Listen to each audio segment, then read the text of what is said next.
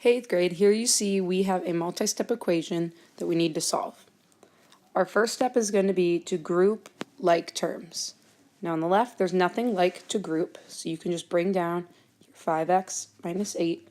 But on the right, we're going to group this negative 7 and this negative 12 to get our negative 19x.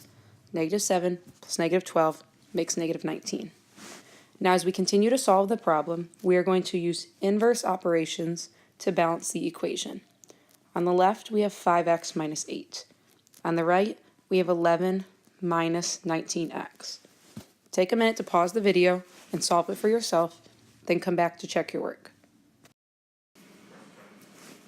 Alright, hopefully you've solved it, so here we go. I'm going to add 19x to both sides to get all of the variables on the left. 24x minus 8 equals 11. I'm going to add 8 to both sides to get all of my constants on the right. So 24x equals 19. Now my final step is going to be isolating the variable, which means dividing both sides by 24. And now I'm finished. X equals 19 over 24. Alright, now we're going to look at the second problem. You can see we've got two different things we need to do before we can even start solving. We have our distributive property here on the left, and we have to group like terms here on the right. Distributive property, 4 times negative 2x is negative 8x. 4 times 5 is 20.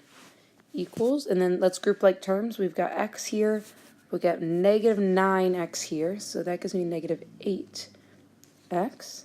Then we have 5 and 15, which gives me positive 20. You can see at this point that these are the exact same equation. They have the same coefficient, and they have the same constant, so we can write infinite solutions.